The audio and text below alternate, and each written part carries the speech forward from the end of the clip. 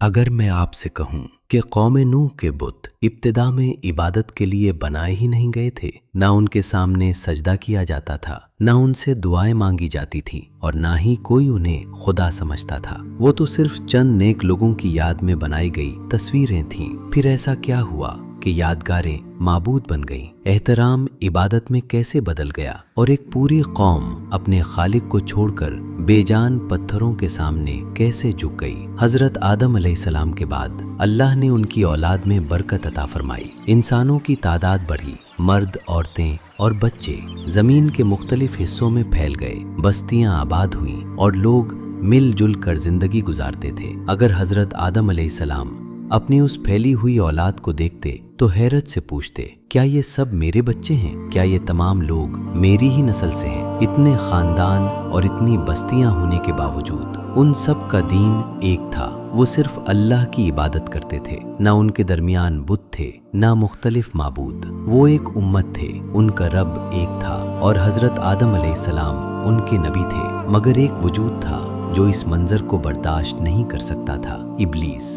وہی ابلیس جس نے حضرت آدم علیہ السلام کو سجدہ کرنے سے انکار کیا اور اپنی نافرمانی کے سبب اللہ کی رحمت سے دور کر دیا گیا تھا۔ اب وہ حضرت آدم علیہ السلام کی اولاد سے انتقام لینا چاہتا تھا، وہ چاہتا تھا کہ انسان بھی اسی آگ کی طرف جائیں جس کی طرف وہ خود بڑھ چکا تھا، لیکن وہ جانتا تھا کہ اگر وہ صاف کہہ دے اللہ کو چھوڑ دو اور پتھروں کی عبادت کرو تو لوگ اسے پہچان کر دھتکار دیں گے اور کہیں گے اللہ کی پناہ، تو مردود شیطان ہے۔ وہ لوگ ابھی اپنے رب کو جانتے تھے، اس لیے شیطان کو ایسی بات سے آغاز کرنا تھا جس میں شرک دکھائی نہ دے بلکہ جو نیکی اور محبت جیسی محسوس ہو۔ اس لیے شیطان نے جلدی نہیں کی، اس نے ایک ایسا دروازہ تلاش کیا جو باہر سے نیکی کا دروازہ دکھائی دیتا تھا۔ وہ جانتا تھا کہ عقیدہ ایک ہی دن میں نہیں بدلتا، پہلے دل میں خیال ڈالا جاتا ہے، پھر وہ خیال رسم بنتا ہے، اور جب اصل حقیقت بھلا دی جائے تو وہی رسم دین سمجھی جانے لگتی ہے۔ اس زمانے میں کچھ نہایت صالح اور نیک لوگ موجود تھے،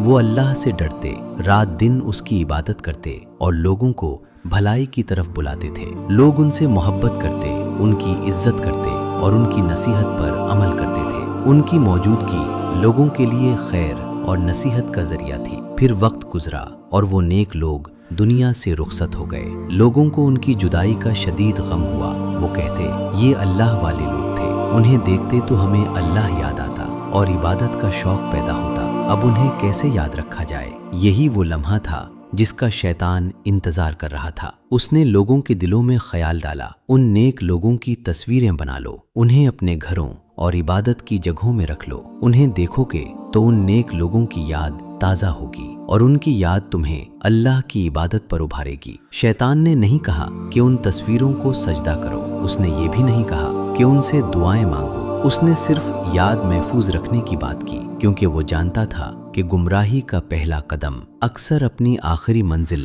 ظاہر نہیں کرتا۔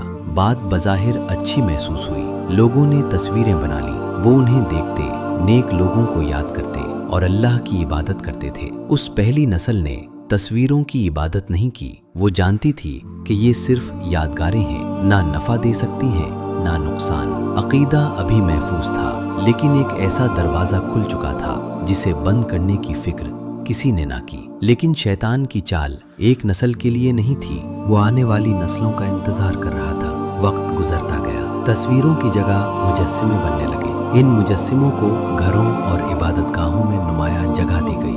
کسی نیک شخص کا انتقال ہوتا تو اس کا مجسمہ بنا کر اسی کے نام سے پکارا جاتا۔ بچوں نے آنکھ کھولی تو انہی مجسموں کو عزت کے بلند مقام پر دیکھا۔ پہلی نسل جانتی تھی کہ یہ صرف پتھر ہیں، لیکن پھر وہ نسل دنیا سے چلی گئی، ان کے بچے بڑے ہوئے جنہوں نے اپنے والدین کو ان مجسموں کی غیر معمولی تعظیم کرتے دیکھا تھا۔ پھر ان بچوں کے بچے آئے، نئی نسل نے یہ تو دیکھا کہ ان کے بزرگ ان مجسموں کا احترام کرتے تھے، لیکن یہ علم ان تک پوری طرح نہ پہنچا کہ انہیں کیوں بنایا گیا تھا۔ مقصد بلا دیا گیا مگر رسم باقی رہی، اصل کہانی دھندلی ہوتی گئی مگر تعظیم بڑھتی گئی۔ اب ان کے سامنے مجسمے موجود تھے، بزرگوں کی تعظیم کی روایت موجود تھی، مگر وہ علم موجود نہ تھا جو بتاتا کہ یہ محض پتھر ہے۔ یہی لا علمی شیطان کی اگلی چال کے لیے راستہ بن گئی۔ لوگ مجسموں کو چھونے اور और चूमने लगे, उनसे बरकत की उम्मीद रखने लगे। फिर जरूरत के वक्त उन्हें पुकारा गया, उनके सामने झुका गया और आखिरकार सजदे होने लगे। अगली नस्ल ने इसी अमल को अपने बाप दादा का दीन समझ लिया। जिस तस्वीर को अल्लाह की याद ताज़ा करने के लिए बनाया गया था, वही अल्लाह से दूरी का सबब बन चुकी थी। एक सालेह इंसान की यादगार को माबूद समझा जाने लगा।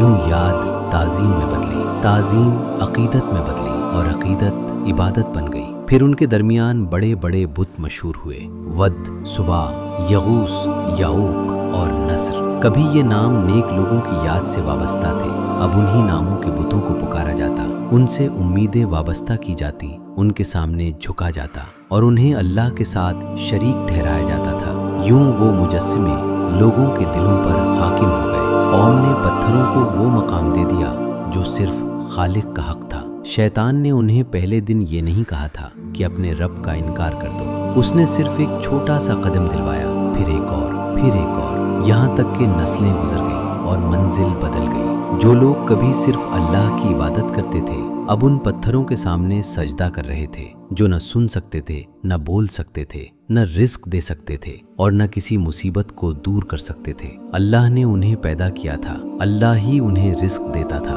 लेकिन वो अल्लाह की नेमतें इस्तेमाल करते और इबादत किसी और की करते थे। वो ज़मीन, पानी, खेत, औलाद और हर सांस अल्लाह की अता थी। फिर भी उनके सर ऐसे पत्थरों के सामने झुकते थे जिन्होंने न उन्हें पैदा किया न कुछ दे सकते थे। ये महज एक गलती न थी, ये बहुत बड़ा जुल्म था। खालिक का हक मखलूक को दे दिया गया था। दुआएं उनसे मांगी जा रही थीं जो सुन नहीं सकते थे और उम्मीदें उनसे बांधी गई थीं जो खुद अपनी जगह से हिलने पर भी कादिर न थे। अल्लाह का गज़ब उन पर आया, आसमान ने बारिश रोक ली, रिस्क कम हुआ, जिंदगी तंग हुई और नस्ल भी घुटने लगी। वो खेत जो कभी सरसब्ज होते थे, पानी के मुंतज़िर रहने लगे। आसूदगी की जगह तंगी ने ले ली। निशानियां उनके सामने थीं, मगर उन्होंने न समझा, उन्होंने न अपनी रविश बदली और न अपने रब की तरफ वापस आए। जिन्हें वो मुश्किल कुशा समझते थे, वो खामोश खड़े थे, मगर कौम की आंखें रस्म और तकलीद के पर्दों में छुप चुकी थी। अब एक पूरी कौम शिर्क में डूब चुकी थी। सदियों की रस्म उनका दीन बन चुकी थी, पत्थर उनके माबूद थे और शैतान की चाल कामयाब दिखाई दे रही थी। ऐसे में कौन उन्हें हक की तरफ बुलाता? कौन एक पूरी कौम के सामने खड़ा होकर कहता कि तुम्हारे बाप दादा की ये रस्म हक नहीं? अल्लाह ने उन्हीं में से एक इंसान को चुना, एक सच्चा, अमानतदार, बुर्दबार और खैर खा इंसान।